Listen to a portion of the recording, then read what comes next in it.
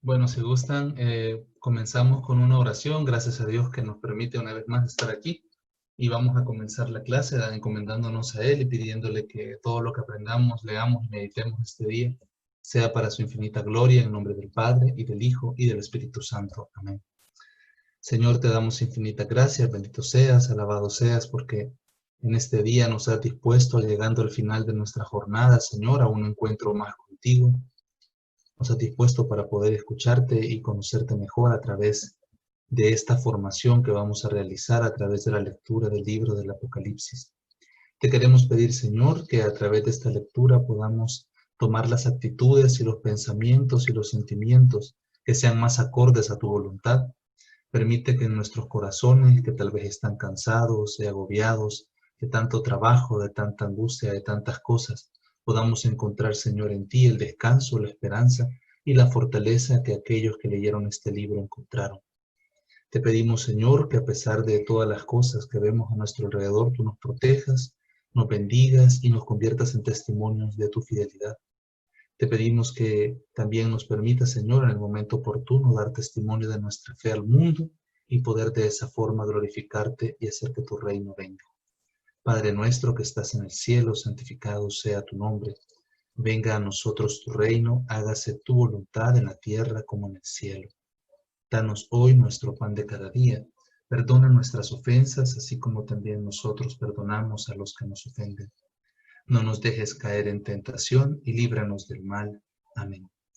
Santísima Virgen María, también queremos pedirte en esta noche tu oración, tu poderosa intercesión, que a través de tu oración, Señora, realmente el Señor, tu Hijo, nos conceda las gracias y los dones que necesitamos para poder salir adelante y para poder llevar a la Iglesia adelante en medio de este mar de dificultades. Dios te salve María, llena eres de gracia, el Señor es contigo, bendita eres entre todas las mujeres y bendito es el fruto de tu vientre Jesús. Santa María, Madre de Dios, ruega por nosotros pecadores, ahora y en la hora de nuestra muerte. Amén. Y que todo lo que hagamos en esta jornada sea para la infinita gloria del Padre, y del Hijo, y del Espíritu Santo. Amén.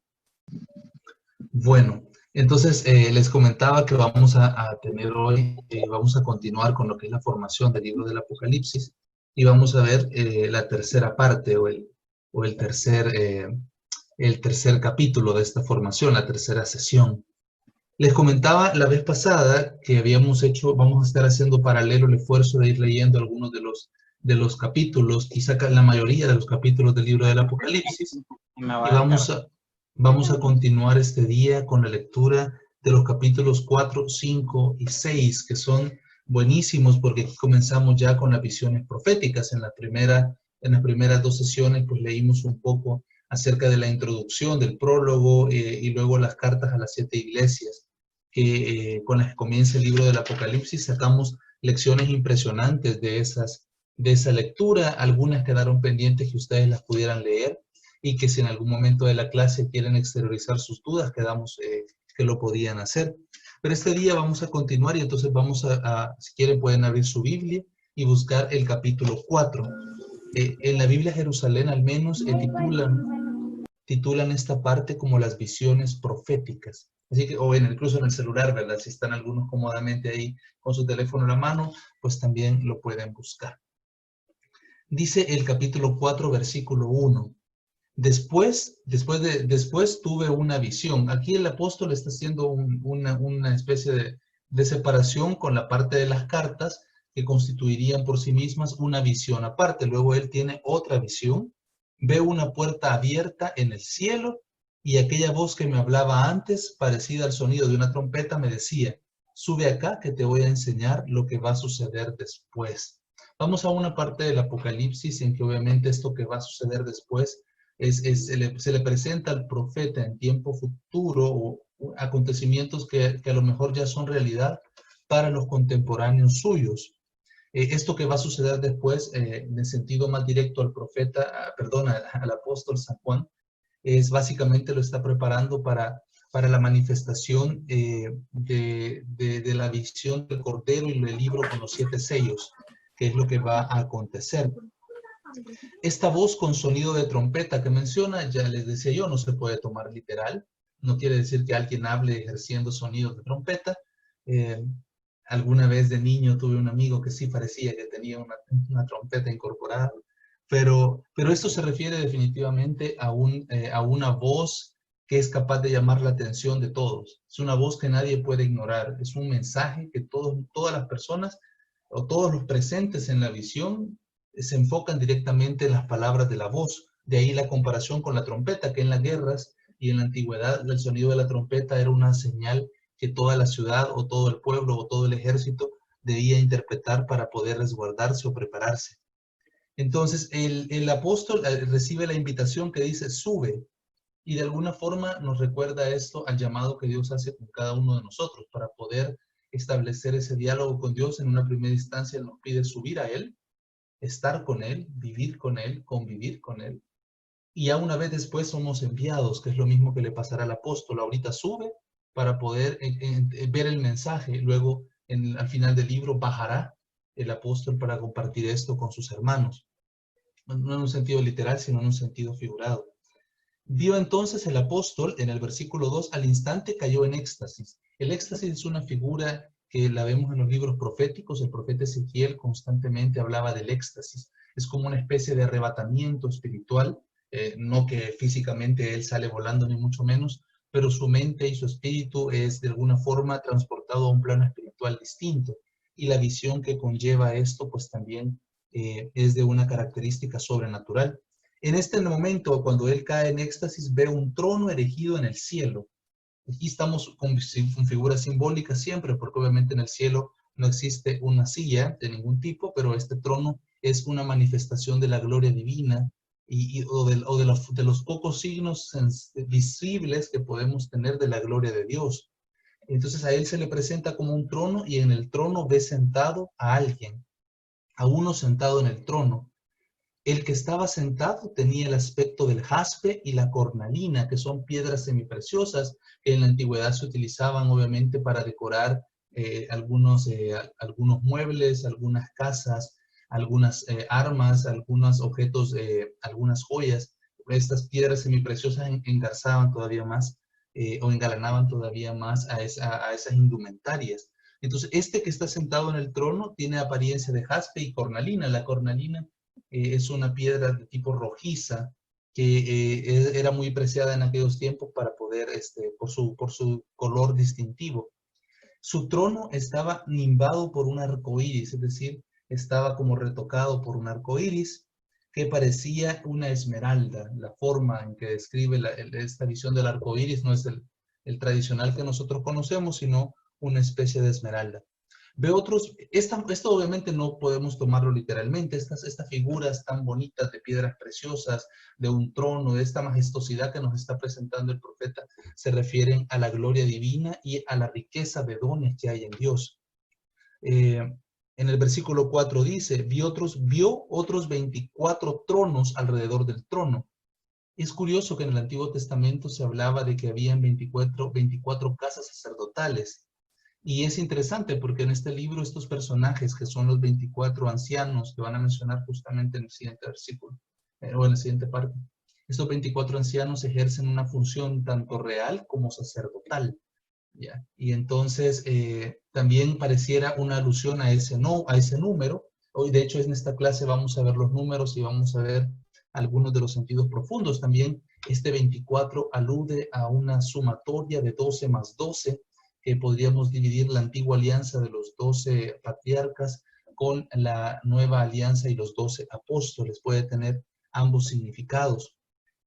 En esos tronos estaban sentados 24 ancianos vestidos de blanco. Ya veíamos la clase pasada que el color blanco implicaba triunfo, implicaba resurrección, implicaba estar participando de la victoria de Cristo, de la victoria de Dios.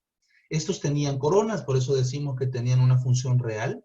Y del trono salían relámpagos y truenos, lo vimos en la clase pasada, estos símbolos, estos símbolos cosmogónicos, o de alguna forma que nos muestran el poder de la naturaleza, servían también para reflejar un poco del poder de Dios. Luego se oye un gran estruendo y delante del trono arden 7 antorchas de fuego, otra vez el número 7, que es un número de plenitud, que son los 7 espíritus de Dios. Algunos sugieren, a diferencia de lo que vimos en las cartas a las iglesias, que estos 7 espíritus constituían una referencia a los 7 dones del Espíritu Santo o al Espíritu Santo en sí mismo reflejado en sus 7 dones. Aquí la opinión de la mayoría es que esto se refiere a ángeles de Dios, ángeles que resguardan su presencia. Sin embargo, las otras interpretaciones que ya vimos también son válidas en este caso. Luego dice, son los 7 espíritus de Dios. Hay una especie de mar transparente, semejante al cristal también. Esto es una referencia a las aguas superiores que vemos en el libro del Génesis, cuando se habla que hubo un momento en el cual Dios separó las aguas superiores de las aguas del mundo. Entonces aquí se refieren a eso. En medio del trono y en torno al trono hay 4 seres vivientes, que si alguna vez hemos leído el libro del profeta Ezequiel, nos vamos a dar que es una referencia a las visiones que Ezequiel tenía. Estos vivientes están llenos de ojos, lo cual puede parecer una figura un poco fea a nuestro modo de ver, una figura de animales llenos de ojos por dentro y por fuera. Sin embargo, estos ojos no son literalmente ojos, sino que son una referencia tanto a la sabiduría como al don espiritual. Entonces estamos hablando de seres que tienen una participación en el conocimiento de Dios y también en la presencia suya, y por consiguiente los ojos reflejan esa plenitud espiritual que tienen y esa plenitud de la sabiduría que tienen. El primer viviente se parece a un león, el segundo viviente a un novillo, el tercer viviente a un rostro como hombre y el cuarto viviente a un águila. Estos 4 seres son también los mismos que menciona Ezequiel, son los que la iglesia utiliza para hacer una referencia a los 4 evangelistas, aunque esto no es que forzosamente sea el sentido original de este texto, no es que sea ese, pero se ha utilizado por tradición estas 4 figuras para referirnos a los 4 evangelistas. Estos 4 animales, estos 3 animales y el que tiene rostro humano, de alguna forma representan las fuerzas de la naturaleza o de la creación en general, lo más noble de la creación que está al servicio y está de alguna forma a la custodia de la gloria de Dios. Por eso están abajo de su trono, están de alguna forma sometidas estas fuerzas a Dios. El número 4 es un número que también nos da a entender universalidad y ya lo vamos a ver más adelante. Estos animales tienen 6 alas, no porque quieran tener un número incompleto, sino únicamente por tener 2 veces la serie de 3, que es un número con un significado también de plenitud en cuanto relacionado a Dios. Ya no podían tener 7 porque tener 7 alas hubiera sido un poco deforme, entonces los hicieron, o el apóstol los imaginó, los vio en la visión con 6 alas. Están llenos de ojos, todos alrededor, por dentro, y también repiten sin descanso día y noche: Santo, Santo, Santo, Dios Todopoderoso, el que era, que es y que va a venir. Esta es una alabanza en este caso a Dios Padre, ya que es el personaje que está sentado en el trono. Cristo hará su entrada más adelante. Entonces, vemos ahí entonces que tienen esta repetición, el Santo, Santo, Santo. Es repetir santo 3 veces, es una forma de referirnos a Dios. El número 3 como el número 7 muestran una plenitud de Dios. Luego vemos que los vivientes, y les decía, el que era, el que es y que va a venir es una referencia al Padre en este caso. Cada vez que los vivientes dan gloria, honor y acción de gracias al que está sentado en el trono y vive por los siglos de los siglos, los 24 ancianos se postran ante el que está sentado en el trono y adoran al que vive por los siglos de los siglos. Arrojan sus coronas delante del trono, es decir, las figuras estas que vemos, los seres alados, dicen Santo, Santo, Santo, los 24 ancianos hacen un gesto de adoración a aquel que está sentado en el trono y arrojan sus coronas delante de él como una forma de decir que todo el poder y reinado que ellos tienen está sometido al que está sentado en el trono, que es una actitud que los reyes de la tierra no harán, sino que se van a entregar a la bestia más adelante y no harán el gesto de los ancianos que se someten a Dios. Y dicen los ancianos: eres digno, Señor y Dios nuestro, de recibir la gloria, el honor y el poder, porque tú has creado el universo y por tu voluntad existe y fue creado. Entonces es una referencia obviamente al Dios creador. En el capítulo 5 vemos que también el que estaba sentado en el trono sujeta en su mano derecha un libro, que algunos piensan es la Biblia, pero de forma directa no. Este libro es una forma simbólica de decir: aquí están, lo que va a suceder está aquí guardado. escrito por anverso y por reverso, es decir, escrito a ambos lados el libro. Acuérdense que en ese tiempo los libros no eran como los de ahora, sino que eran una especie de rollos. Entonces, por eso podía estar escrito a ambos lados.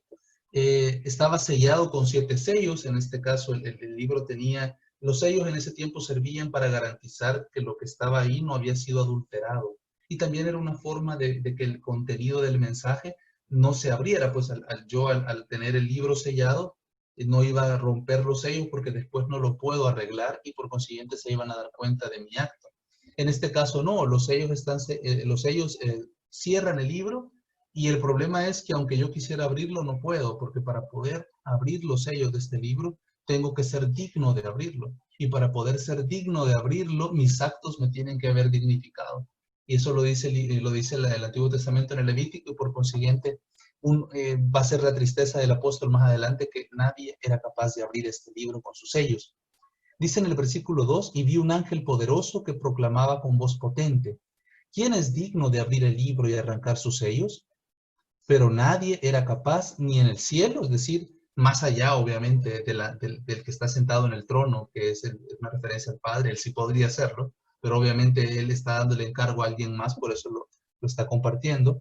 Ni en la tierra, ningún ser humano, ningún profeta, ningún santo era capaz por sus méritos propios de poder abrir los sellos del libro, ni debajo de la tierra, es decir, ningún poder ni potestad demoníaca, por grande que fuera, tiene la potestad o tenía para poder conocer los designios de Dios. No podía abrir el libro ni leerlo. Y yo no paraba de llorar, dirá luego San Juan, porque no se podía encontrar a nadie digno de abrir el libro ni de poder leerlo. Luego en el versículo 5 dice, pero uno de los ancianos me dijo, no llores, pues ha triunfado el león de la tribu de Judá, el retoño de David, él podrá abrir el libro y sus 7 sellos. Esta es una referencia a aquellos pasajes en los cuales en el Antiguo Testamento se relacionaba la figura del león con el pueblo de Judá. Está, por ejemplo, en la bendición que hará Israel de los hijos de sus hijos. Cuando llega el turno a Judá, le dice que cual leona o cual león él se comporta y le anuncia a Judá que de él vendrá la dinastía de David, que regirá la tierra y en el futuro el Mesías. Entonces, mencionar a Cristo con el título de león de la tribu de Judá es una referencia a ese pasaje del Génesis. Luego dice, el retoño de David, él podrá abrir el libro y los 7 sellos. En el versículo 6 dice, entonces vi de pie en medio del trono y de los 4 vivientes y de los ancianos un cordero. Aquí tenemos la aparición ya de Cristo. Todo este capítulo anterior que hablábamos del trono era la gloria del Padre y el Padre manifestado en el trono y la gloria que lo rodea en los seres que estaban ahí y en los ancianos que le rinden gloria. Pero ahora vemos ya la entrada de Cristo. Y curiosamente no lo hace con la figura que acabamos de leer de león, sino que la hace con la figura del cordero. Y más aún, el cordero degollado, tiene la apariencia del estar degollado, como manifestando su poder en su debilidad. El mayor poder de Cristo se manifiesta en haber sido capaz de entregar su vida hasta la muerte por nosotros. Entonces ahí realiza la acción de Dios y por tanto es la figura con la que se presenta en el libro del Apocalipsis. Ya antes había hecho una vez una presentación cuando le dijo a Juan, no temas, ahora nos vuelve a aparecer, pero en esta nueva visión. El cordero tiene 7 cuernos y 7 ojos, lo cual nos parecería una figura fea a nosotros, ya lo comentábamos en la clase pasada, ver un cordero con 7 cuernos y 7 ojos nos asusta. Sin embargo, acordémonos que en la simbología del Apocalipsis, este cordero es Cristo, los 7 cuernos representan el poder pleno que él tiene, o sea, tiene poder absoluto, poder divino, y tiene también los 7 ojos que representan una plenitud del Espíritu y una plenitud de la sabiduría. Entonces, él posee todos estos dones, lo sabe todo, espiritualmente es todo y tiene el poder para hacer todo. Entonces luego dice, estos 7 ojos que son los 7 espíritus de Dios enviados a toda la tierra. Entonces se acercó y tomó el libro de la mano derecha del que está sentado en el trono. Cristo viene frente al Padre, el único que puede llegar frente a él, tomando una posesión erguida para tomar el rollo. Acuérdense que los ancianos frente a él se postran, pero Cristo entra en una posición de igual. Entonces toma el libro y cuando lo tomó, los 4 vivientes, los seres que acabamos de describir, el que parece águila, toro, hombre y el que parece león, y los 24 ancianos al mismo tiempo se postran delante del cordero. Como les decía la clase pasada, a veces algunos grupos tratan por muchos medios de negar la divinidad de Jesús, pero eso es algo bastante incoherente. Aquí nos damos cuenta que la divinidad de Jesús está debidamente sustentada. Entonces luego tenía cada uno una cítara y copas de oro llenas de perfumes. Ahí nos da la interpretación. Estas copas son son las oraciones de los santos, y van a cantar un cántico nuevo diciendo: eres digno de tomar el libro y abrir sus sellos, porque fuiste degollado. Es una referencia obviamente a la pasión, a la muerte en la cruz. Y compraste para Dios con tu sangre hombres de toda raza, pueblo, lengua y nación. Y has hecho de ellos para nuestro Dios un reino de sacerdotes que reinan sobre la tierra. Ya por eso la característica de los cristianos es ser un pueblo de sacerdotes, un pueblo sacerdotal. No porque todos estemos llamados a la vocación al sacerdocio, sino porque Dios a todos nosotros nos ha ungido con ese poder, de poder interceder, de poder ofrecer nuestras vidas como un sacrificio a Dios. Entonces, esta alabanza es preciosa. De hecho, la liturgia la retoma en la liturgia de las horas y en algunas oraciones específicas. La visión sigue y oye la voz de una multitud de ángeles alrededor del trono y de los vivientes y de los ancianos. Eran miríadas y millares de ángeles, o sea, una cantidad que no se puede contar prácticamente. Y decían estos ángeles: digno es el Cordero de recibir el poder, la riqueza, la sabiduría, la fuerza, el honor, la gloria y la alabanza. Toda esta adoración que está recibiendo el Cordero es una adoración que solo se le puede dar a Dios. O sea, negar la divinidad de Cristo viendo estos textos es bastante atrevido, porque definitivamente cuando uno lee estos textos nos damos cuenta cómo cómo realmente Cristo es objeto de total adoración. Y así se ve en la liturgia del cielo. O sea, no estamos hablando que a un grupo de apóstoles se les ocurrió o a algunos discípulos se les ocurrió, sino que hablamos de la misma liturgia celestial. Ahí mismo se está rindiendo honor y gloria al Cordero, a Cristo.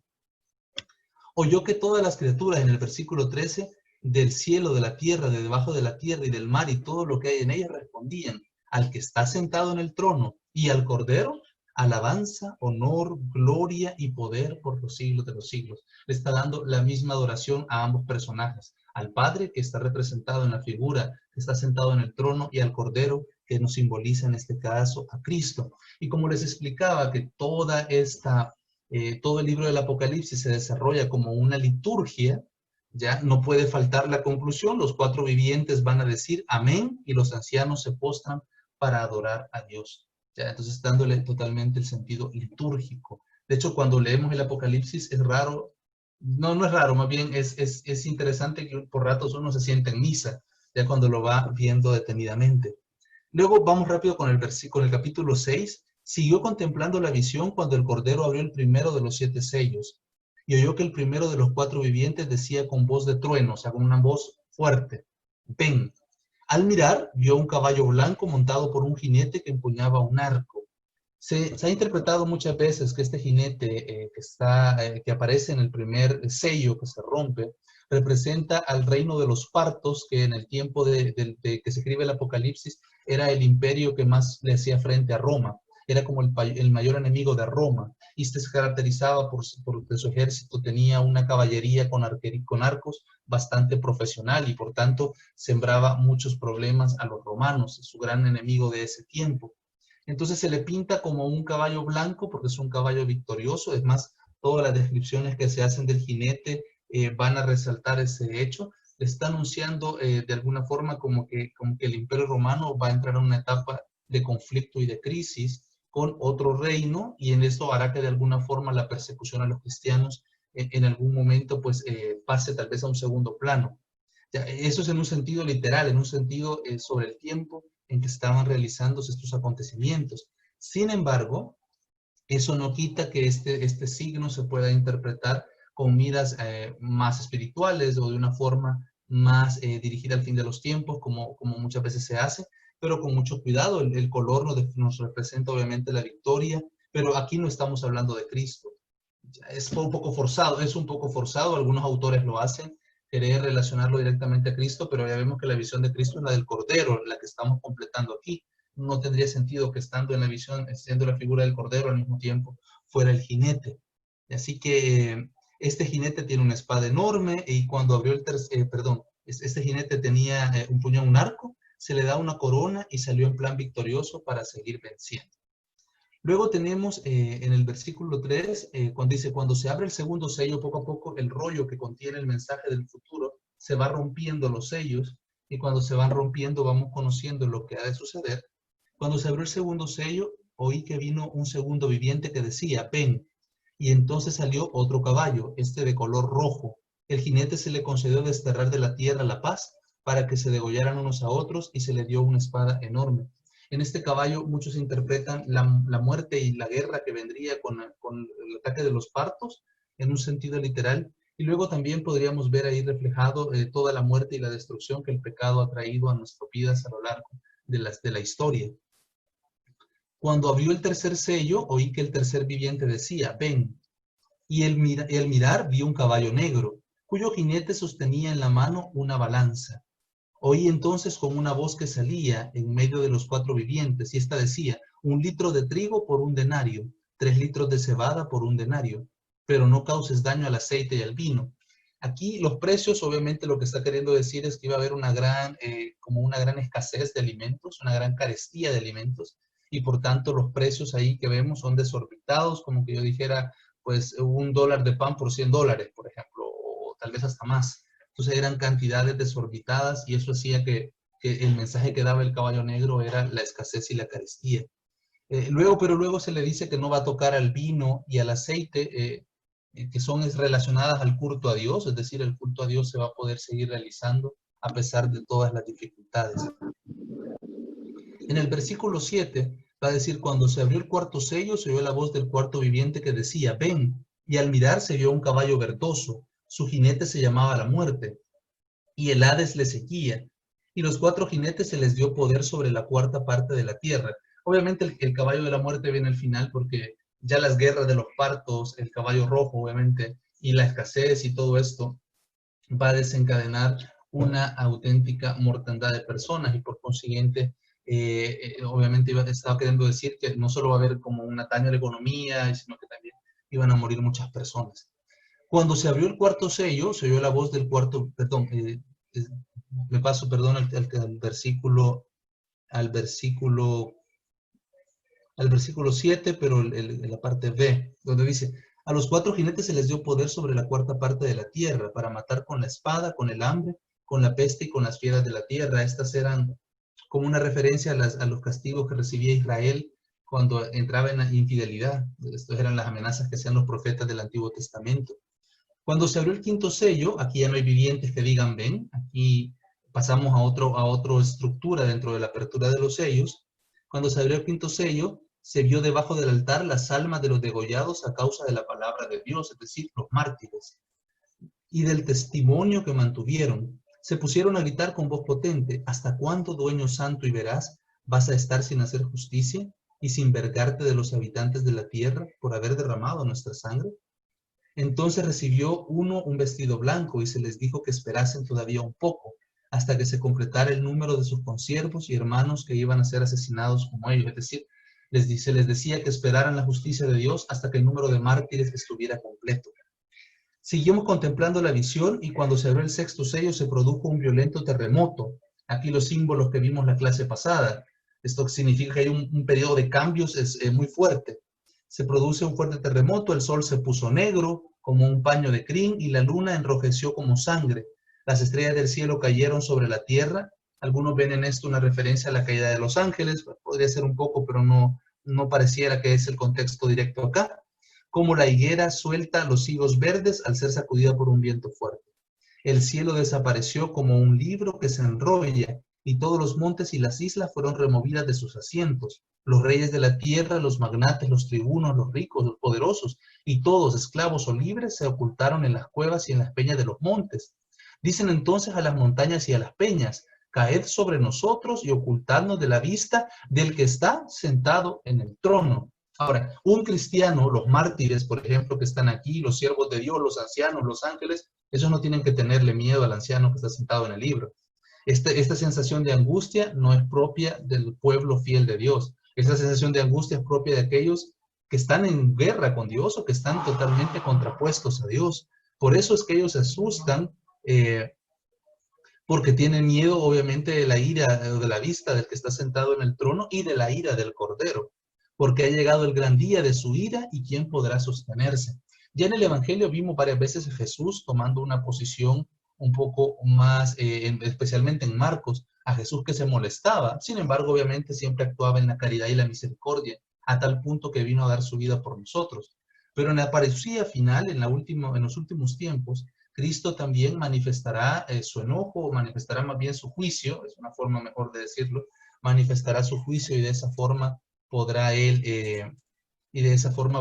hacer la justicia a los santos. Para este día vamos a ver el simbolismo ya propiamente en la presentación que estamos desarrollando. Para este día vamos a ver el simbolismo de los números. Vamos a ver algunos de los números que encontramos en Apocalipsis y su significado. Ya vimos los colores, las figuras de las bestias y ahora vamos a ver el simbolismo numérico. Aquí es curioso, bueno, comenzamos hablando del caballo porque es el primer número que vamos a hablar, el de los 4 caballos. Era un animal que normalmente se relacionaba con la guerra. Un significado un poco, a Eduardo le gusta poner esto de las terminologías para ir desarrollando de dónde viene la palabra. Los 4 caballos. Los caballos, tanto el rojo como el negro y el verde, indican grandes plagas de la humanidad. La injusticia social, la muerte con que todos los males que acarrean, la guerra. El caballo blanco representa desde algunas visiones a Cristo, resucitado, que combatirá o vencerá a estos otros caballos. Esta opinión es interesante, sin embargo, no es la única que hay respecto a la función del caballo blanco, pero como les decía, pues sí, algunos también la usan y la pueden llevar hasta ahí. Los 4, ¿por qué 4 caballos? Es curioso, pero cuando hablamos el número 4 también es un número que nos da a entender la universalidad. Ya por ejemplo, cuando hablábamos de 40 días y 40 noches, es un número combinado de 4 por 10. Cuando hablamos de 4 vivientes o los 4 extremos de la tierra, o los 4 vientos de los 4 vientos del mundo también, que es una terminología que se ve a veces en la Biblia, pues también nos damos cuenta que es una forma de referir a la universalidad. Estas plagas o estas catástrofes o estas circunstancias que acarrearán los 4 caballos, o que representan los 4 caballos, nos da a entender con ese número que se refieren a un dominio de todo el mundo, es decir, sus efectos llegarán a todo el mundo. El número 1, existe un acuerdo universal sobre el significado de este número. En todos los idiomas es el símbolo de la unidad y en las Sagradas Escrituras es considerado como el signo de la unidad divina y de la supremacía absoluta. Y en todo el Antiguo Testamento vemos nosotros cómo se hace constante referencia al número 1 como el Señor nuestro Dios es uno y amarás al Señor y no tendrás otro Dios. Solo hay un Dios. ¿Ya? De ahí la existencia del dogma de la Trinidad, cómo explicar las 3 personas divinas y la unidad divina al mismo tiempo. Entonces, el número 1 es un número absoluto y en este caso es un número divino también, o que se relaciona con Dios. Uno semejante a hijo de hombre, dice por ejemplo alguno de los textos, por una hora recibirán la autoridad con la bestia, absoluto. Tiene un mismo propósito, en una hora vino tu juicio, en una hora han sido consumidos, en una hora ha sido desolada. Entonces hablamos de una desolación absoluta en esos contextos. El número 2, mientras que el número 1 afirma que no hay otro, el 2 indica que sí lo hay. Un escritor sugiere que esta cifra puede significar responsabilidad, debilidad o también gracia. 2 pueden ser 1 en un compañerismo, en un testimonio, aunque sean diferentes en personalidad. Nos sentimos tentados a prestarle más atención a los pares que se hallan en la Escritura a partir de las 2 tablas de la ley, por ejemplo. Y ahí podemos ver algunos textos en los cuales se utiliza el número 2. Por ejemplo, se habla de los 2 testigos que van a dar en el tiempo final testimonio del Cordero. Hay 2 olivos, hay 2 candeleros, hay 2 profetas. Entonces, vemos como también el número 2 entra en juego acá en Apocalipsis. El número 3. Pues este número tiene una asociación sagrada porque representa obviamente la Trinidad. La mentalidad judía no veía a Dios como una Trinidad, pero sí relacionaba el número 3 con Dios constantemente. Representa la Trinidad, que está formada obviamente por el Padre, el Hijo y el Espíritu Santo. Pablo usa estas 3 cifras cuando se refiere a las virtudes cristianas, la fe, la esperanza y el amor. Y así lo vemos en los Corintios.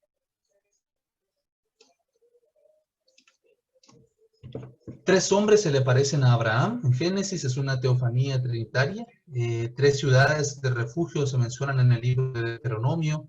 3 veces al año también se hacen algunos actos de culto. Hay una triple bendición sacerdotal. Hay un triple clamor de los serafines en Isaías, santo, santo, santo. Hay un triple llamamiento a la tierra. 3 veces al día oraba Daniel. 3 veces, también 3 horas oraba el padrecito en aquella, o el padre que mencionaba Jorge al inicio de la videollamada. 3 veces al día oraba Daniel, 3 veces negó Pedro a Cristo, 3 veces también Cristo le preguntó a Pedro si lo amaba. 3 medidas de harina, mencionará también en el Evangelio, 3 días y 3 noches. 3 veces vio Pedro la visión del mantel. 3 veces rogó Pablo al Señor con respecto al aguijón de su carne, y esas 3 veces el Señor le dijo, te basta mi gracia. Entonces, el número 13 también es un número que se utiliza en el Apocalipsis, en toda la Biblia, de hecho, y siempre en una connotación de perfección y muchas veces perfección divina, o en su mayoría de casos perfección divina.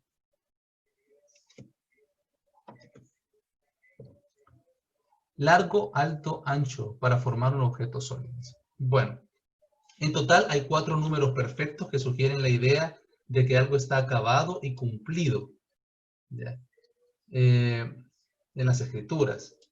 El 3 que representa la perfección divina, el 7 que representa la perfección espiritual, también divina, el 10 que representa la perfección en el orden, 10 mandamientos y otras referencias, el 12 que representa la perfección en el gobierno del antiguo Israel y de la iglesia, por ejemplo. Entonces, estos 4 números son de alguna forma como que enmarcan todo el contexto de lo que es la creación, lo largo, alto, ancho.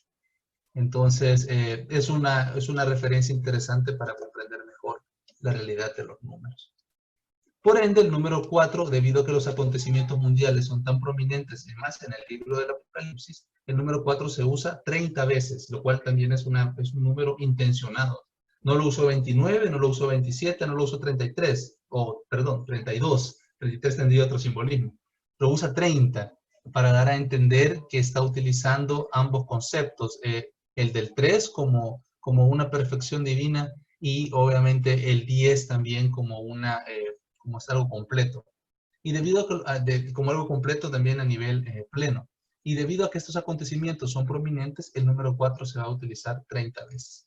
Si el 3 es la marca de Dios, el 4 es la marca del mundo, el cual está constituido en 4 divisiones, naciones, tribus, lenguas, pueblos, 4 extremos de la tierra, como lo hemos visto ya en otros textos bíblicos. El cuarto, en este caso, pues también es el número que se usa para describirlo, ya que este número está relacionado con la Tierra, con sus 4 puntos cardinales y las 4 estaciones también, otra referencia a por qué este número le han dado ese valor en la Biblia. El 5. El 5 es un número indeterminado, significa algunos o varios. Por ejemplo, cuando vemos el pasaje de los 5 panes y 2 peces, forman 7 entre los dos, pero realmente el 5 quería decir que allí habían algunos panes. No eran 5 literalmente, o sea, eran varios pancitos. Tampoco eran suficientes para alimentar a toda la multitud que seguía a Cristo. Por tanto, el milagro es patente, pero definitivamente que tal vez no eran 5 literalmente, sino que fuera un número simbólico. También es un número que se usa para hablar de 5 grandes misterios: el misterio de Dios, el misterio del Hijo, el misterio del Espíritu, el misterio de la creación, el misterio de la redención en la cruz, por mencionarlos.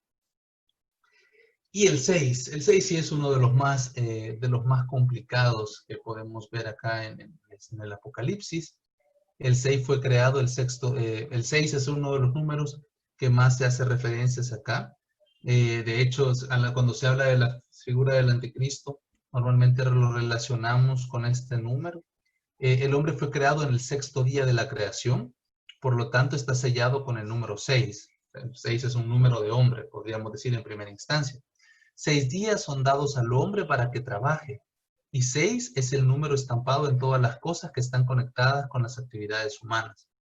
Los frecuentes referencias al día 6, a los 6 días de trabajo, muestran lo incompleto de la obra humana, que jamás podría alcanzar un resultado pleno y definitivo. Por eso se añade a la semana un 7º día, que es el día de Dios, un día en que el hombre no trabaja sino que es un día que se dedica al encuentro con Dios y ese es el que hace pleno todo su esfuerzo humano.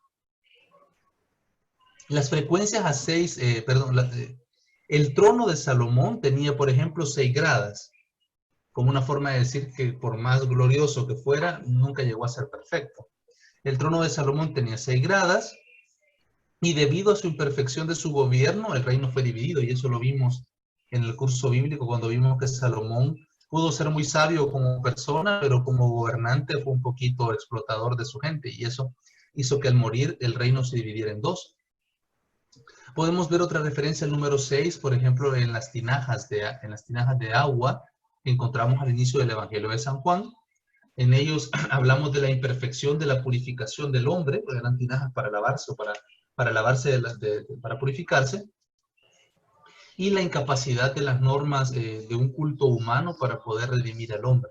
Hacía falta algo más, hacía falta que Dios nos transformara, hacía falta otra tinaja, por decirlo así, para que fuera perfecto. Y Jesús era la séptima tinaja. El 3 veces 6, bueno, de este concepto de hombre, ¿cómo llegó el 6 a tener una connotación con el demonio o con el anticristo?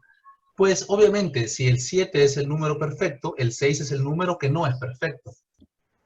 Y en primera instancia, obviamente, el 6 se referirá también a las realidades del hombre, porque no son perfectas.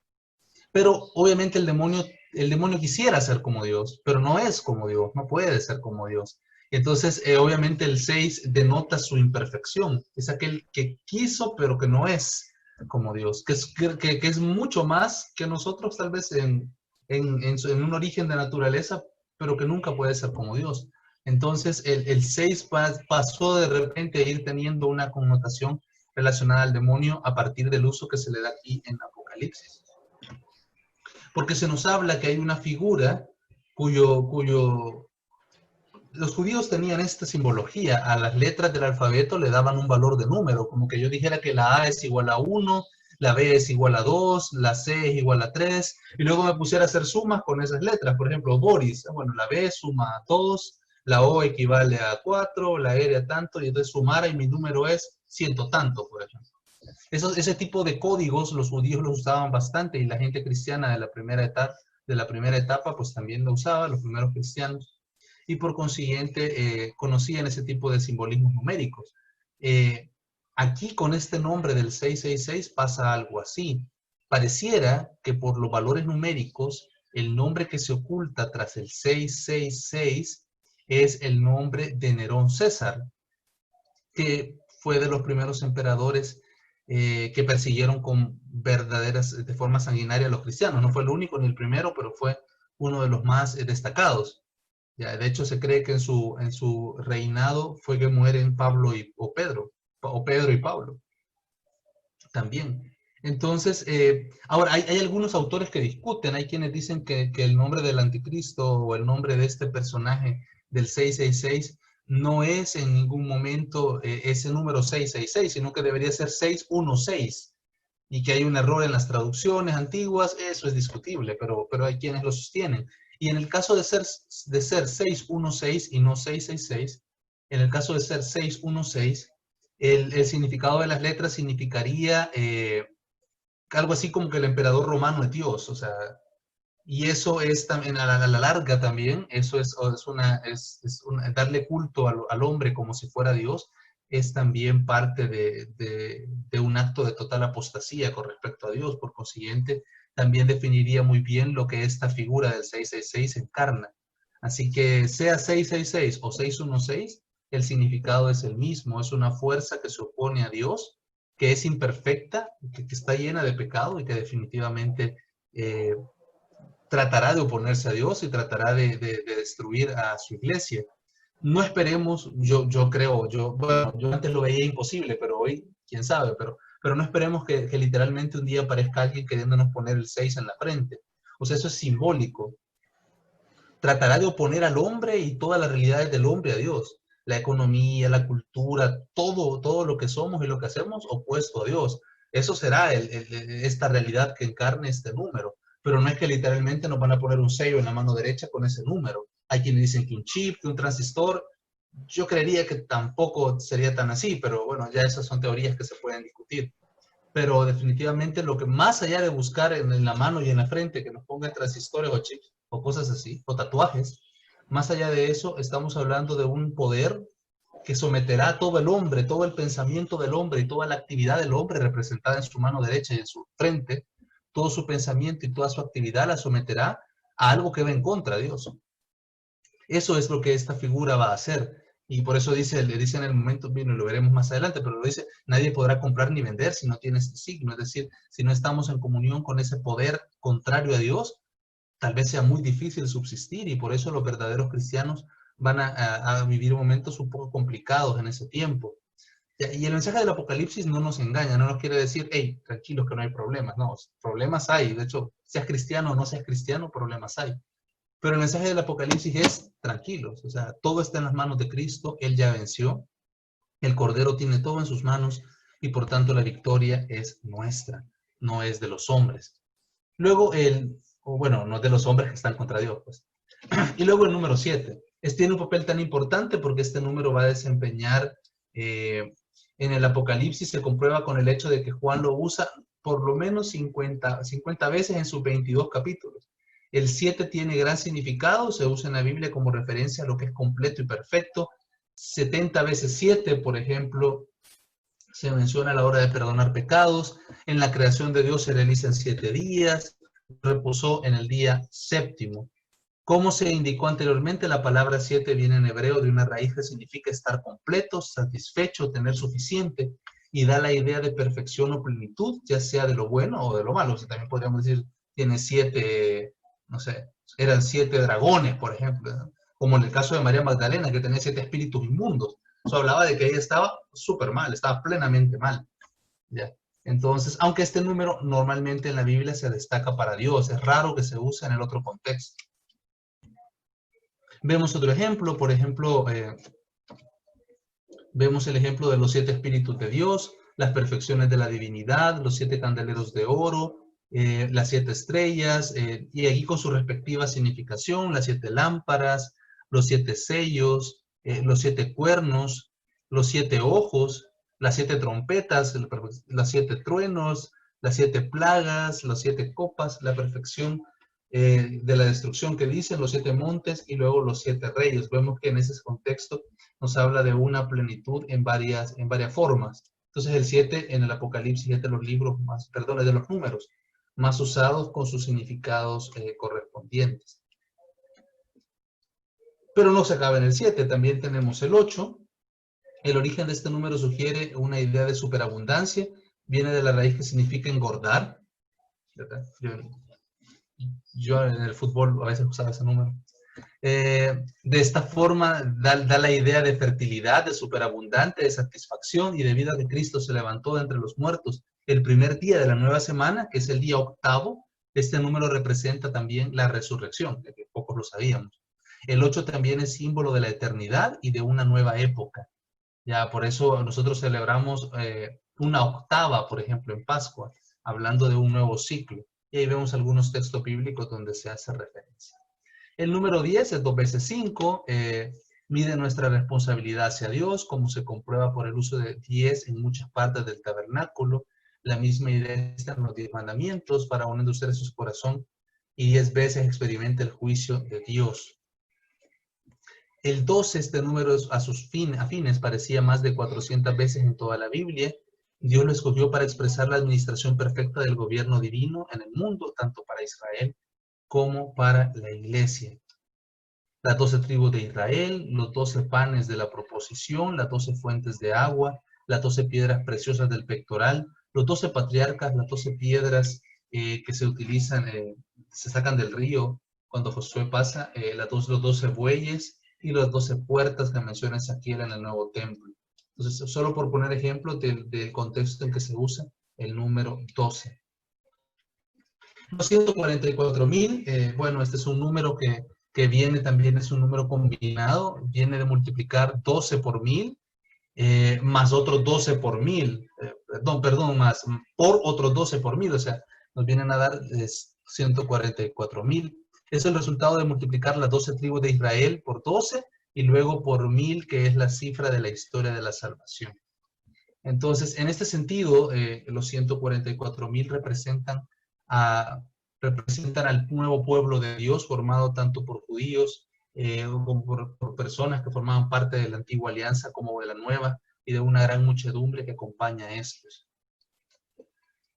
Esta cifra representa a los cristianos que han sido marcados por el sello indeleble del bautismo y gozan de una especialísima protección divina.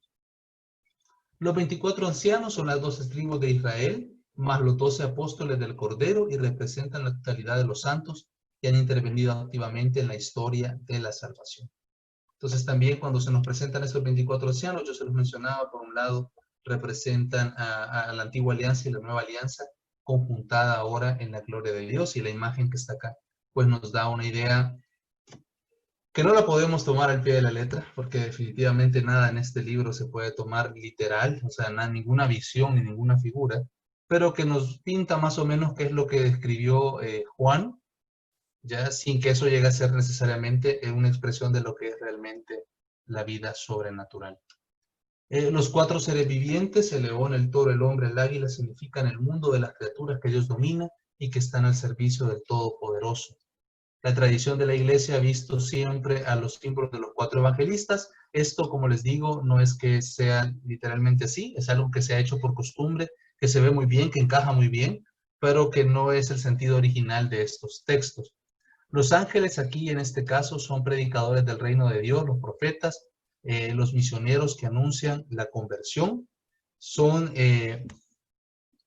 los heraldos de Dios que van a anunciar el juicio sobre la historia del hombre. Entonces, estos ángeles normalmente por eso también aparecen bastante acá en el libro del Apocalipsis. De hecho, el nombre de ángel significa mensajero, es decir, quien lleva el anuncio de Jesús a los demás. Entonces, cumplen esa función y también cumplen con el rol como de comunicadores de los mensajes divinos, ¿verdad? Ya les explicaba, estos 4 seres vivientes, el león, el toro, el hombre y el águila, definitivamente son una representación de las fuerzas de la naturaleza, o de lo más noble de la naturaleza. Se los mencionaba cuando leímos el texto. Tienen esa particularidad de representar estas fuerzas, la agilidad del león, la nobleza tanto del toro, la inteligencia del águila, como también la perfección del hombre. Los 24 ancianos lo vimos. Este número les comentaba de los 144,000 es interesante porque justamente los testigos de Jehová toman este libro al pie de la letra, y cuando lo toman al pie de la letra se toman algunas libertades. Primero dicen, o primero decían, que esos 144,000 que se habían de salvar, esas personas o 144,000 que habían de salvarse, son ellos, o sea, son testigos de Jehová. ¿Ya? Y que es un número que hay que tomarlo al pie de la letra. Y yo antes tuve una etapa en que me llegaban a visitar los testigos de Jehová a mi casa y me regalaban libros como me veían quizá como un posible adepto. Y entonces, en una ocasión un muchacho me empezó a hablar de este número y yo le pregunté, pero ¿por qué hay otros números porque me mencionó otro número que era simbólico para ellos? Y, ¿por qué para ti ese número de antes es simbólico y este 144,000 hay que tomarlo al pie de la letra? No entiendo, le dije.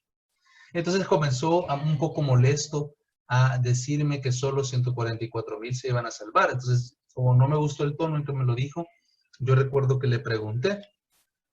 Mira, le dije, entonces eso quiere decir que tú no vas a poder ser parte de los 144,000. ¿Cuántos testigos de Jehová son en el mundo ahorita? Le pregunté. Y él se quedó pensando y yo le digo, han de ser más de 1,000,000. Entonces, si lo que tú dices es que los 144,000 son testigos de Jehová, tú posiblemente ya no vas a entrar entre los 144,000. Ese cupo ya está lleno seguramente. Se puso más molesto. Luego hay otra parte en el texto que dice que estos 144,000 son sin mancha y son vírgenes.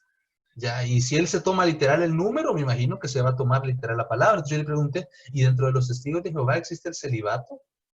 ¿Ya hay algún tipo de consagración? Porque si no, esos 144,000 no pueden ser parte de tu grupo, porque son personas que se han mantenido vírgenes en un sentido espiritual seguramente, pero como tú te tomas todo literal, seguramente en un sentido físico también. Entonces también se molestó un poco más. ¿Qué me gané con estas cosas? Me gané que la siguiente semana, lástima que yo iba a un partido de fútbol, llegó un estadounidense a mi casa a darme la charla de los testigos de Jehová. Y yo iba de salida y le dije, mire, discúlpeme, ahorita tengo un compromiso, no lo puedo atender, pero habían traído refuerzos para convertir a esta alma descarriada. Entonces hay que tener mucho cuidado con eso. ¿Qué conclusiones sacan ellos, por ejemplo, de que son 144,000 los que se han de salvar? Bueno, en primera instancia, que tienen que ser testigos de Jehová, eso sin duda. Pero aparte de eso, también ellos sacan otra conclusión un poquito más aventurera respecto a esto. Ellos sacan la conclusión de que estos 144,000 son los que van a vivir con Cristo, son los que van a compartir con Cristo su gloria. Y para los demás, o sea, porque hay más testigos de Jehová, no solo son 144,000, para los demás van a vivir un cielo de segunda clase, un cielo de segunda categoría. Los 144,000, el cielo VIP, ¿verdad? El que tiene membresía, el que full. Ese cielo con la presencia de Cristo, viviendo con Cristo. Pero los que no llegamos a los 144,000, pero que fuimos testigos de Jehová y que estuvimos ahí, para este grupo está la tierra nueva. Ya este mundo nuevo, con los animalitos, con la gran paz, con que el león se pone a lamer al cordero y no le hace nada. Entonces, para los demás, ese tipo de cielo. Entonces, es triste porque nuestra aspiración a la vida eterna es volver a vivir esta misma vida. Es vivir esta vida, pero sin animales, perdón, sin fieras que nos ataquen y sin enfermedades. Que no es feo, pues, pero definitivamente bien poca cosa si comparamos a lo que es el cielo para nosotros los cristianos. El cielo para nosotros los cristianos es vivir la misma vida de Dios, con Dios. Ya es vivir junto a Él. Es toda esa gloria que mira el evangelista Juan al escribir el Apocalipsis y vernos a nosotros ahí, junto al Cordero, junto a los seres vivientes, junto a las miriadas de ángeles. Es una vida en la cual es una vida presente en la vida de Dios, mientras que los otros vivirían en el mundo y Jesús estaría a lo lejos siempre en su planeta, porque ellos creen que Jesús vive en un planeta, estaría en su planeta y nada más Él estaría como con un interruptor viendo que todas las cosas estén bien aquí, pero no estaríamos en su presencia. Eso solo es para los 144,000. Es una utilización bien demagógica del texto bíblico, porque obviamente si yo les dijera a ustedes, hey, solamente hay 200 que se van a salvar y tú quieres ser uno de estos, es algo que motiva mucho a la gente o asusta mucho a la gente y la gente en esas condiciones es muy manipulable y es lo que estos grupos normalmente hacen. Es una triste característica de estos grupos o de estas sectas que buscan que las personas no razonen, buscan que los fieles no razonen, sino que más por impulsos o emociones. Entonces hay que tener mucho cuidado porque esas realidades están ahí, pues de vez en cuando llegan a todas nuestras casas, a las de nuestros familiares y seres queridos, y de un pasito a otro pasito nos van llevando a cosas más grandes. Yo tengo mi dicho que ya les he dicho muchas veces, solo que lo he hecho un poco más bonito. Lo he tomado así como las palabras de Jesús, que un poco de levadura fermenta toda la masa. También la mala doctrina es así. Una mala doctrina comienza como algo pequeño, pero luego inunda toda nuestra vida.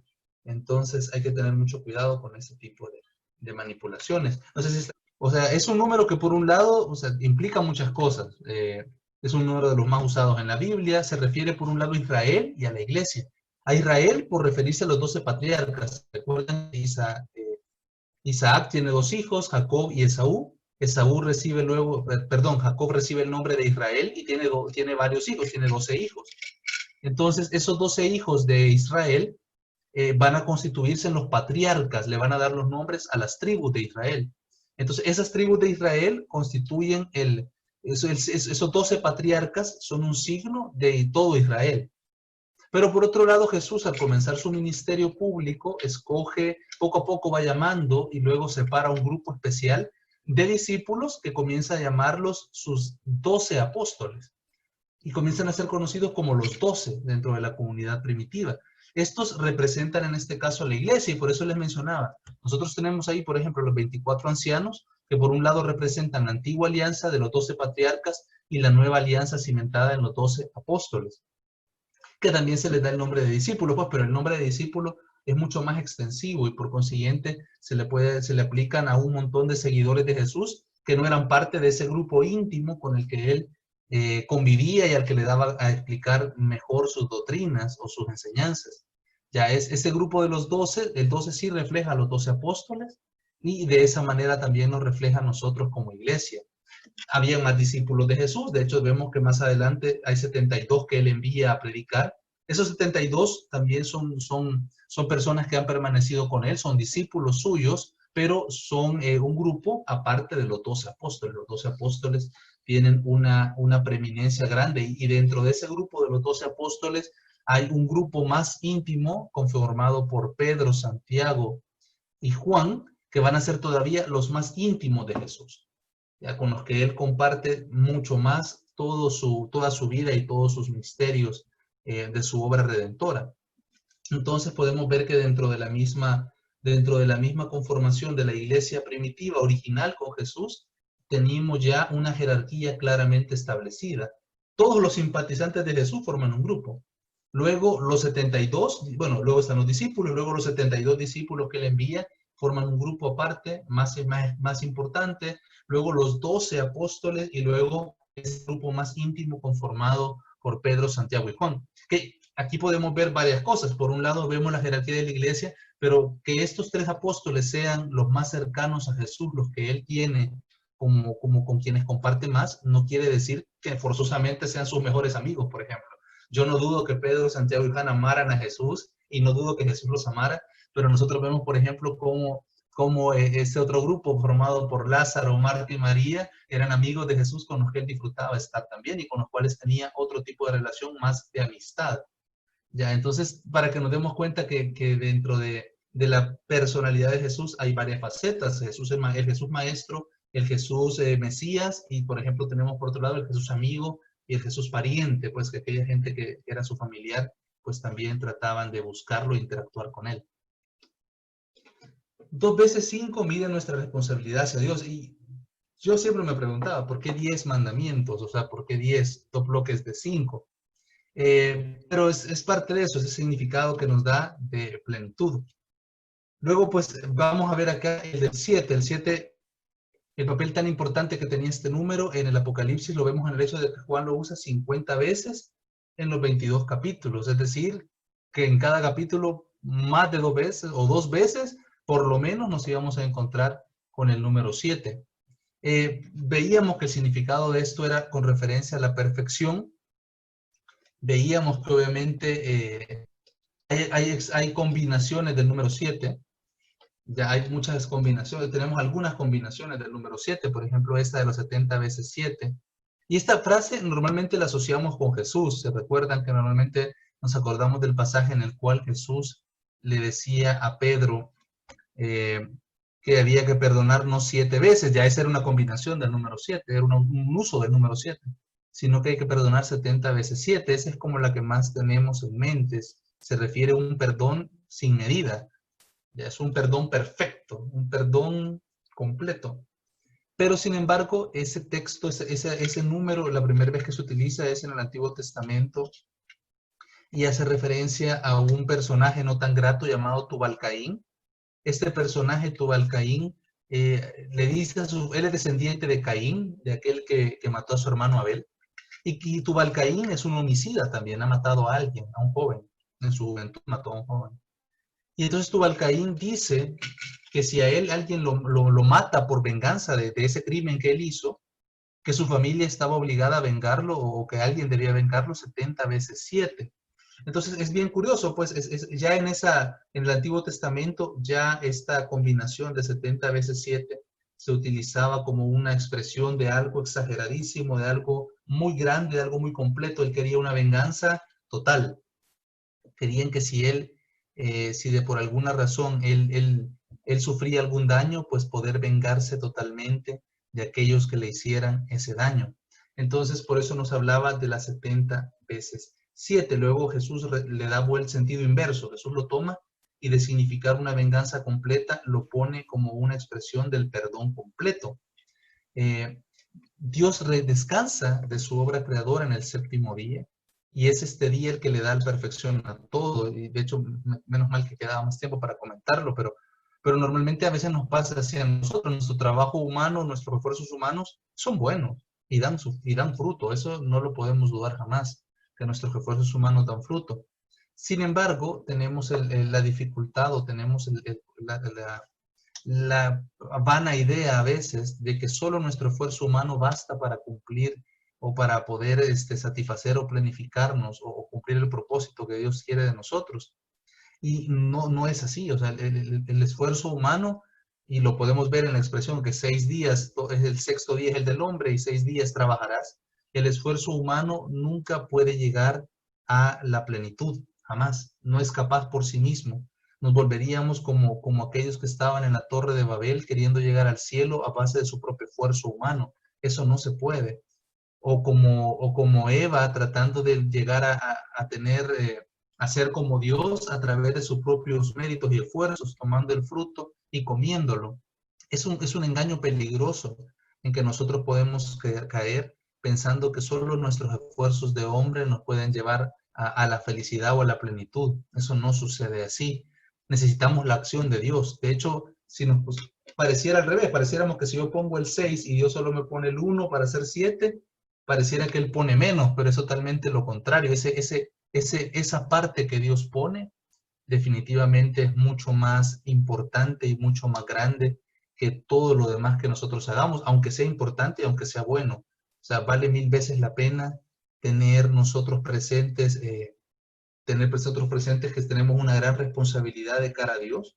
Vale mucho la pena que pongamos nuestro mayor esfuerzo. Vale mucho la pena que realmente podamos hacerlo mejor, pero definitivamente si nuestra obra no es complementada por Dios, si nuestra obra no es planificada por Dios, si nuestra obra no está guiada para empezar por Él y completada con su fuerza, nunca va a dar los frutos plenos que esperamos. Nos vamos a frustrar tanto de nuestros esfuerzos humanos como también de nuestros esfuerzos espirituales. Por eso aquellos que tratan de alcanzar la santidad por sus propios méritos, al final terminan cayendo en la desesperanza o en la frustración o en el pecado mismo, porque el hombre por sí mismo es incapaz. Entonces, aquí tenemos en este pasaje de la creación un mensaje en el cual reflexionamos pocas veces. Necesitamos esa parte de Dios. Necesitamos que todo lo que hacemos sea complementado por Él y sea llevado a cabo por Él.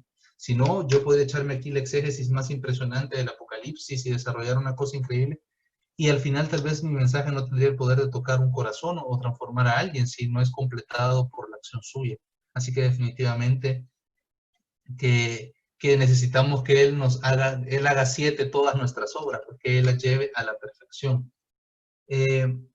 Por eso el significado etimológico del término, decíamos, estar completo, satisfecho, tener algo suficiente, pero no es esa satisfacción de aquel que vive tan pleno que no le importan los demás, sino al contrario, es una satisfacción, es una perfección que me lleva a buscar, a darme al otro. Ya es como el hecho de esa plenitud que me desborda y me lleva a darme a los demás. Por eso este número es propio de Dios, porque Él tiene esa perfección. Por eso se usa mucho para respecto a Dios, porque Él tiene esta perfección y esta plenitud, que Él ya no es mejor, ya no puede ser mejor, porque ya es infinitamente mejor.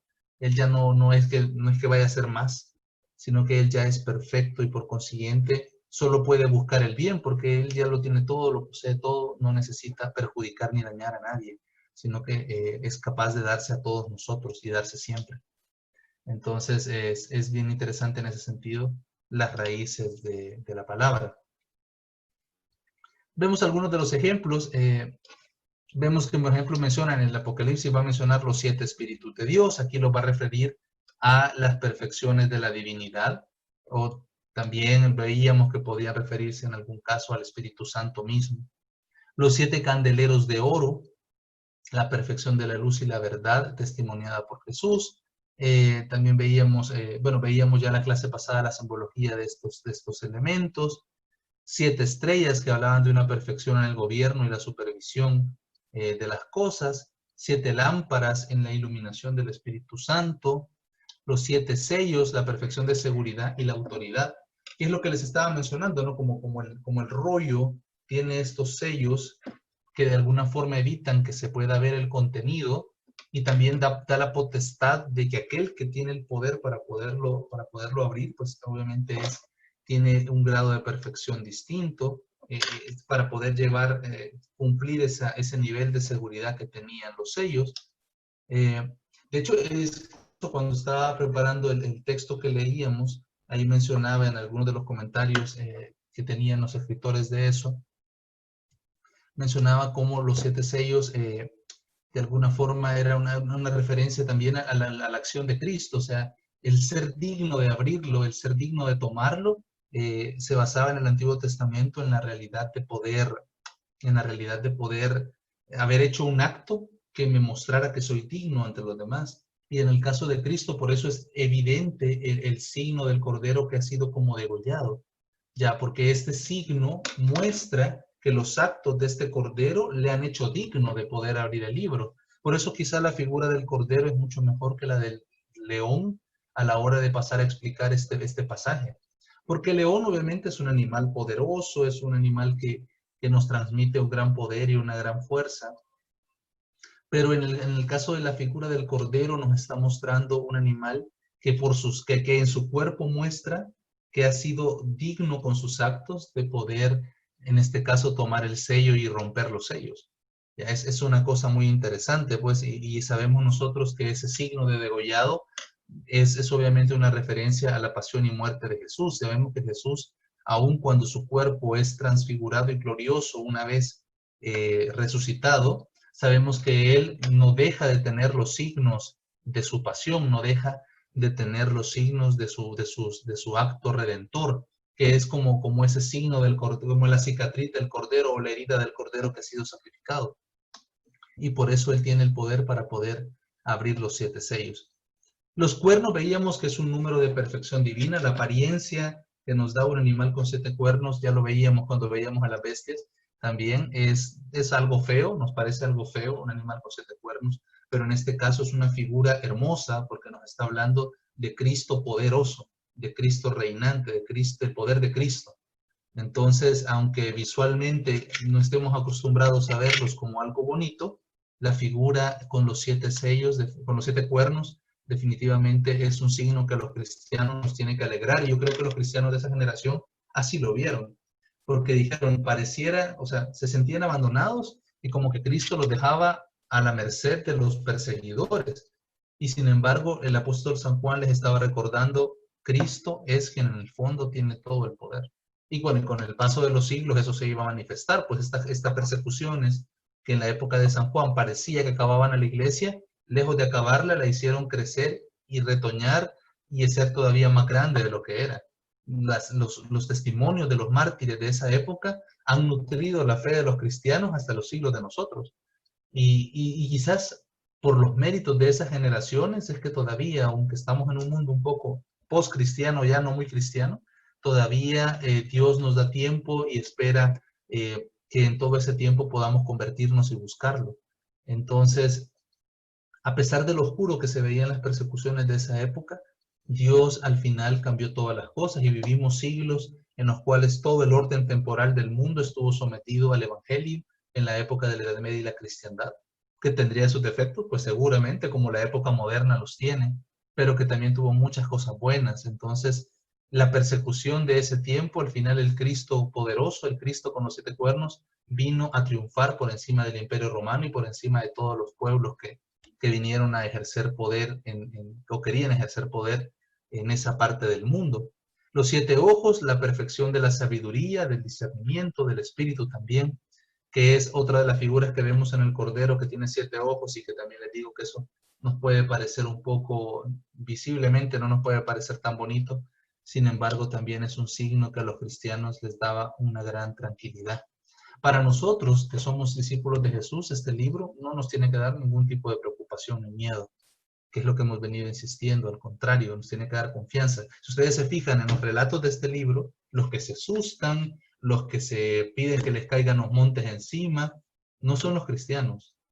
Los cristianos piden que Dios actúe. Eso es lo que estamos pidiéndole. O lo que le piden los mártires es que Dios haga justicia.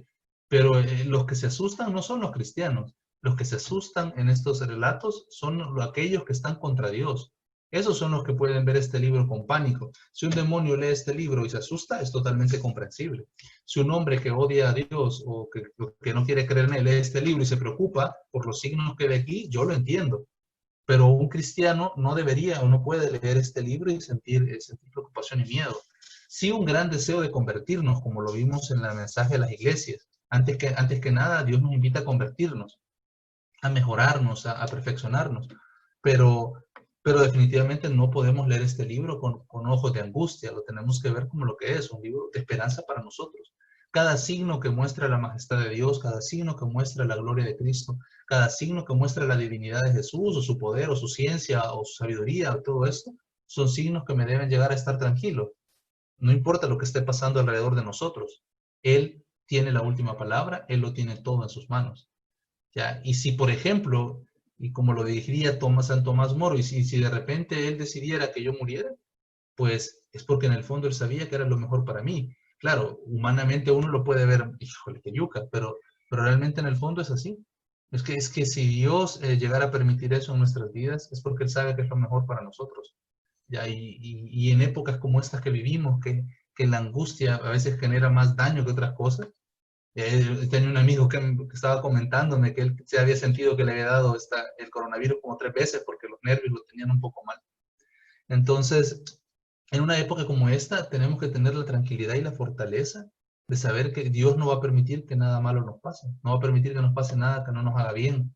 Y creo que les comenté en la clase pasada algo que mi esposa había escuchado en un predicador, creo, y me lo comentó a mí, que decía que si un niño, si uno de nuestros hijos viniera donde nosotros y nos dijera, papá, yo confío en vos, hacé conmigo lo que vos querás, que yo confío en vos, o sea, en mi mente no se va a cruzar ni por un momento, pues le voy a hacer sufrir, sino que al contrario, si mi hija me viniera a decir eso a mí en algún momento, yo solo pensaría en cosas buenas para ella, no en algo que le hiciera daño.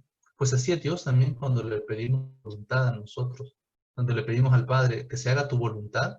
Dios no se le cruza en el momento, pues hoy sí, ya que es mi voluntad, te voy a hacer esto para fregarte, sino que al contrario, Dios solo piensa en el bien para mí y para los que amo. Entonces, de eso nos tiene que llamar a tener esperanza y a tener una perspectiva mejor de lo que va a pasar.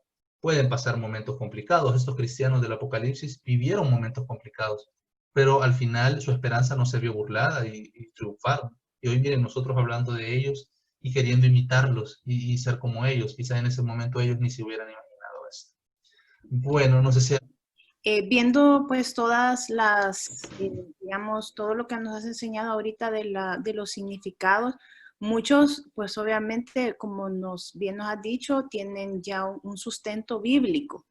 Pero, por ejemplo, cuando tú hablas y decís que en el caso de los vivientes, y tú decís, se cree que también pueden ser los 4 apóstoles, te pregunto esto porque, por ejemplo, cuando los hermanos separados nos preguntan que de dónde estamos sacando todas estas interpretaciones, pues obviamente sí hay unas bíblicas, pero hay unas que se cree que.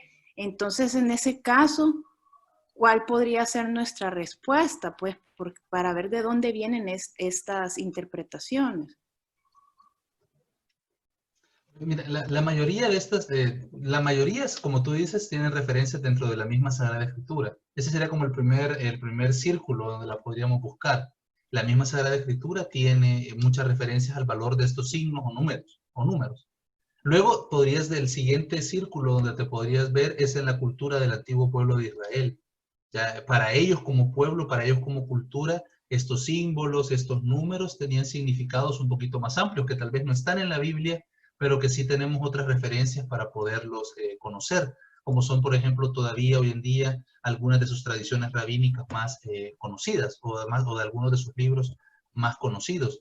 Y luego otros, podríamos citar un tercer círculo, es la interpretación que la iglesia les ha dado. Ahí yo creo que un evangélico tal vez ese último círculo no le va a dar tanto valor porque para él está cerrado a eso, pero se le puede presentar como cristiano desde las primeras épocas, sin decir que necesariamente eran católicos, aunque sabemos que eran católicos, pero cristianos de la primera generación ya interpretaban las cosas de esta forma.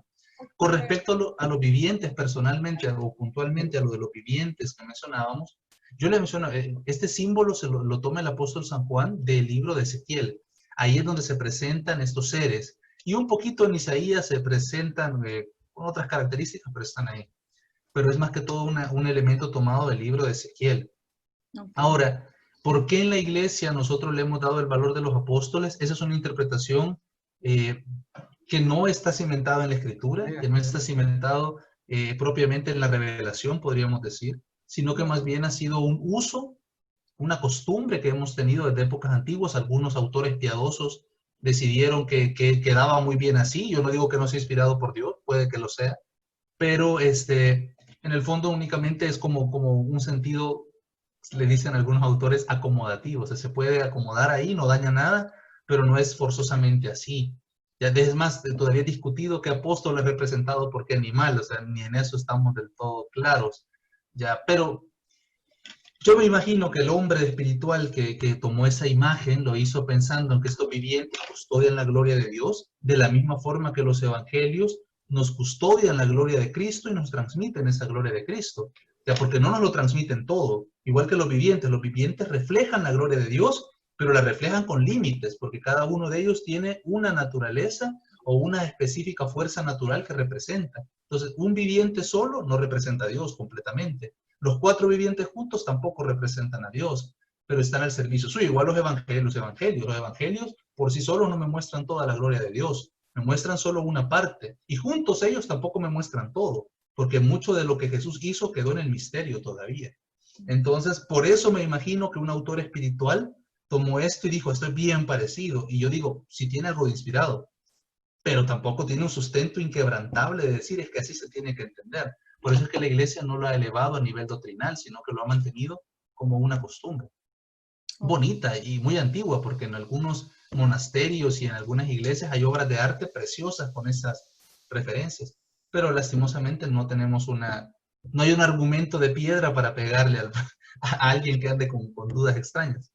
Me imagino que la Biblia de Monseñor Juan Straubinger, que es un poco más antigua, por ahí va a sacar algún criterio patrístico, pero también va a terminar diciendo que eso no tiene mayor justificación, porque es un uso que se le da. Ya tiene más significado, por ejemplo, lo que veíamos la clase pasada de la mujer vestida de sol, que sí se puede aplicar a María, ya que no es que sea la primera interpretación, porque es la iglesia, pero que sí se puede con más autoridad aplicar directamente a la Virgen. En cambio, en el de los vivientes y los evangelistas, ya eso es más difuso, es más difícil. Ok. Este tiempo que hemos compartido en el nombre del Padre, del Hijo, del Espíritu Santo. Amén. Amén. Señor Jesús, que nos ha permitido este enriquecimiento, te pedimos que derrames tu Espíritu Santo para que cada día abramos más nuestro corazón y nuestro entendimiento a esta palabra que nos estás trayendo y que conozcamos más de tu reino y podamos vivirlo mejor. Te pedimos a ti, Mamita María, que sigas extendiendo tu manto sobre cada uno de nuestros hogares, de nuestras vidas, de nuestros proyectos. Te pedimos también por toda la comunidad para que en este tiempo tan especial esté siempre sostenido en las manos preciosas de nuestro Padre Celestial. Amén.